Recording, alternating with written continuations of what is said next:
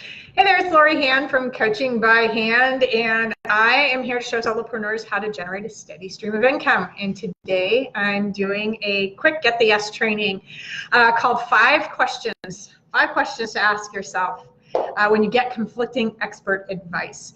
It happens all the time. And the thing is, the advice is usually correct in the right context.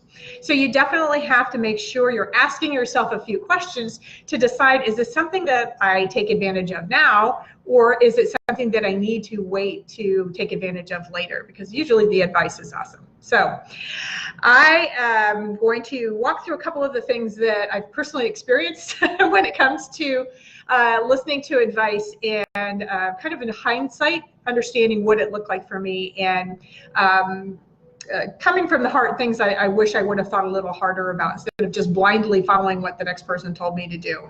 It's really tempting because they're awesome and you trust them to give you advice, and they're successful already. So it feels natural to say, yeah, that person really knows what they're talking about.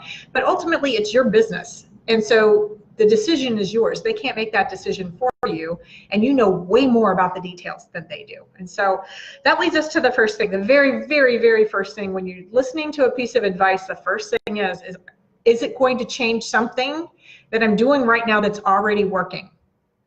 If you have some piece of your business working and it's working well, think really, really hard about whether or not to change it, because it's hard to find that. That's kind of that magic mix of all of these little variables that have come together and created this perfect formula that's working for you.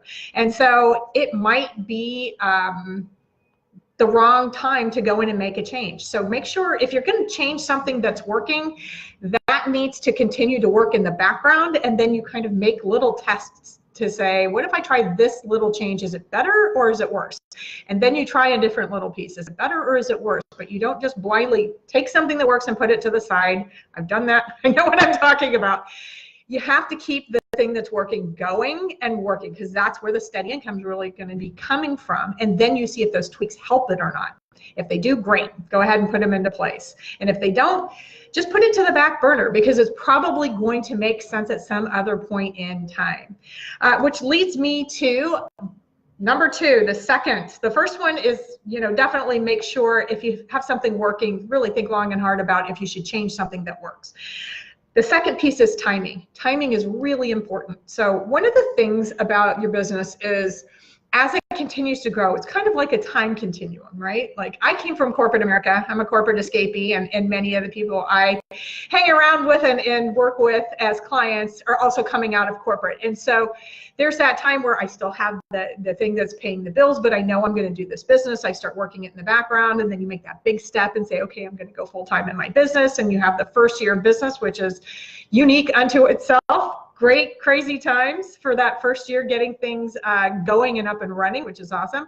And then as you start maturing your business and it starts really becoming more and more clear and your message starts locking into place, that's a different point in your business. And then when it's time to scale, now that I have this working, I understand what it is, I'm starting to really get mastered skills like sales, copywriting, things like that in place. And now I'm starting to build systems that I can rely on to get systematic about creating steady income. That's my sweet spot. Love that. And then the next step after that is, okay, now that those systems are working, now I'm ready to start really bringing in automation.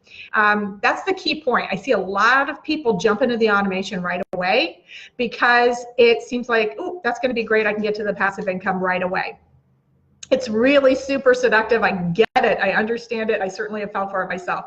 If you have a paycheck, if you haven't left your paycheck to start your business yet, you can start dabbling in automation if you want to. But for the rest of us, you really need to focus on skills first, getting systematic second, and then save the automation for last. Because the truth is, it's going to be cheaper and easier to put the automation into place when you know exactly what already works for you.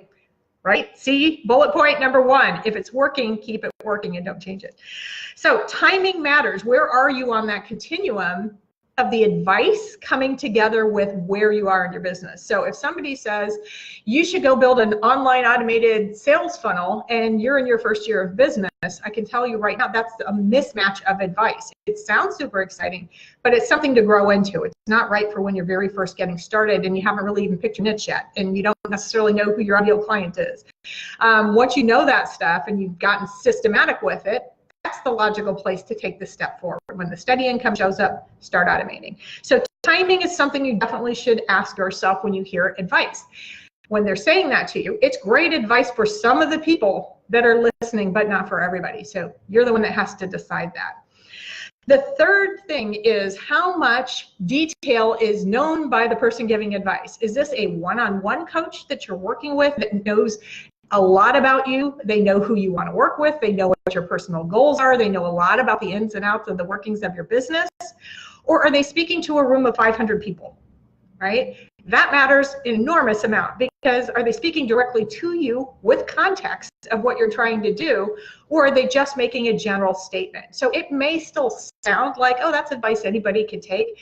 Again, you have to know if it's the right thing to do in your particular situation with that magic combination that you're putting together.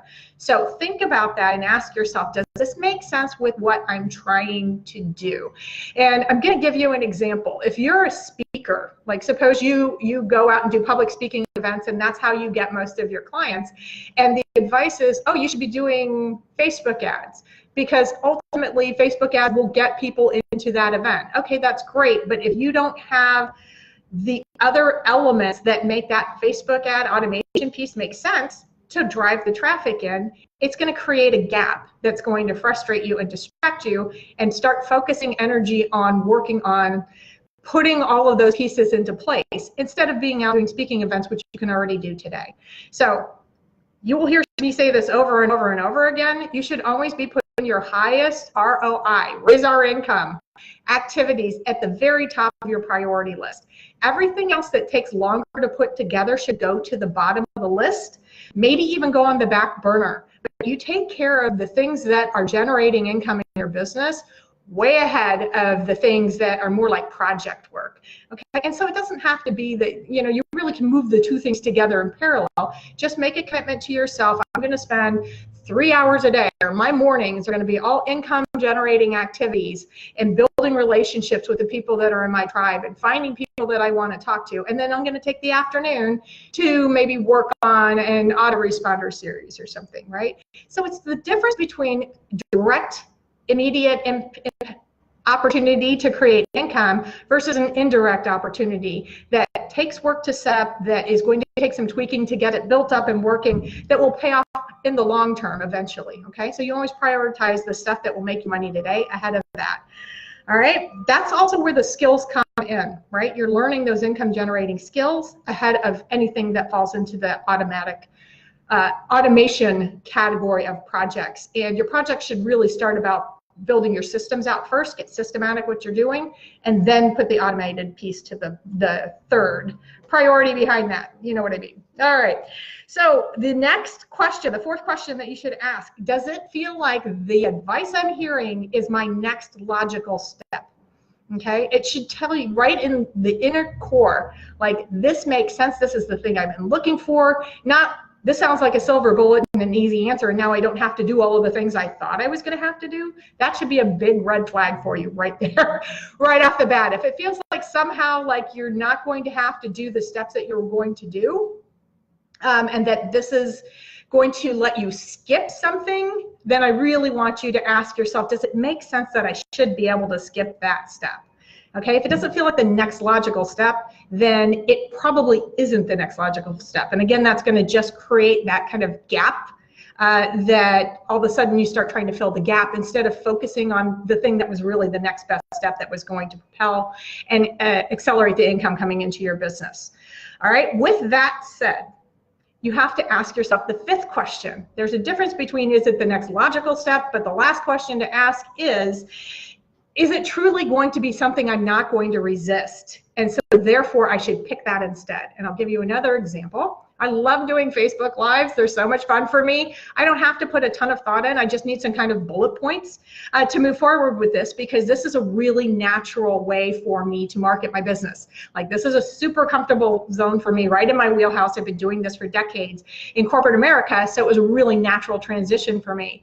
Now, writing a sales email, like copywriting, that was a skill I had to learn, and it was hard. It took me a long time. It was not a natural space for me, but I learned the basics. I don't have to master copywriting, but I need to understand what it is.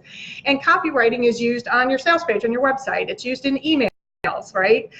All of those things. Well, because it's not a natural place for me, and because I was resisting writing those emails, I have this great email list of awesome people that I don't talk to very much, because I don't like sitting down to write the emails.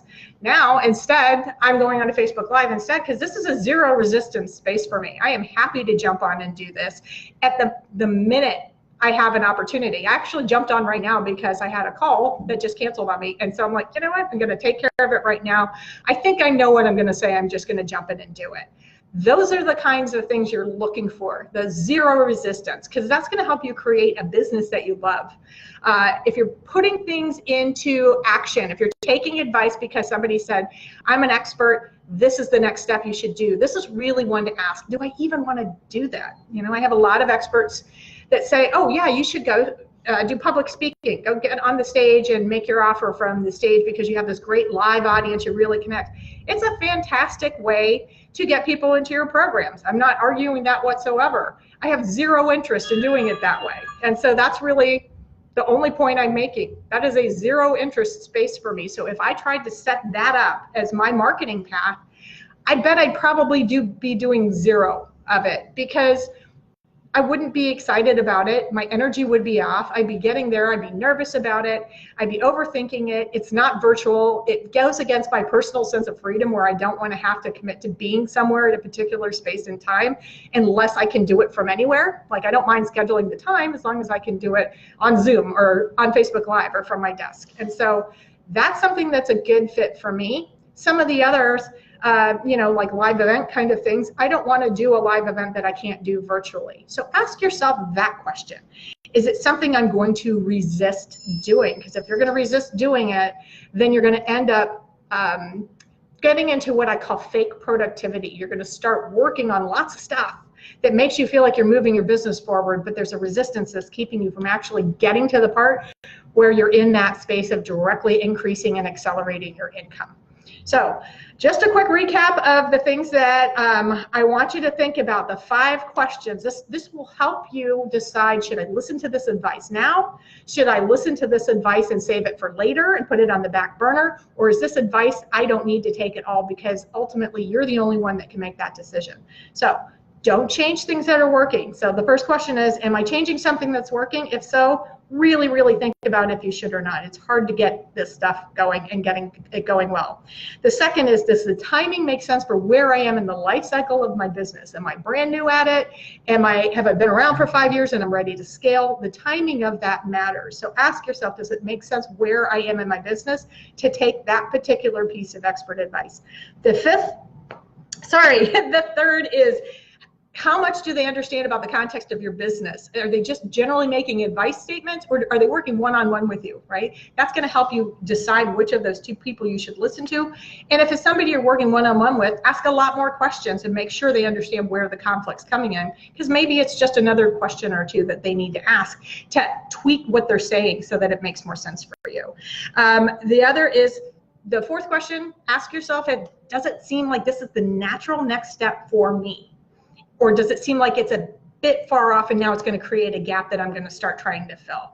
And then finally, the 5th one is, is this advice something that I'm going to resist because it's not something that I naturally love to do?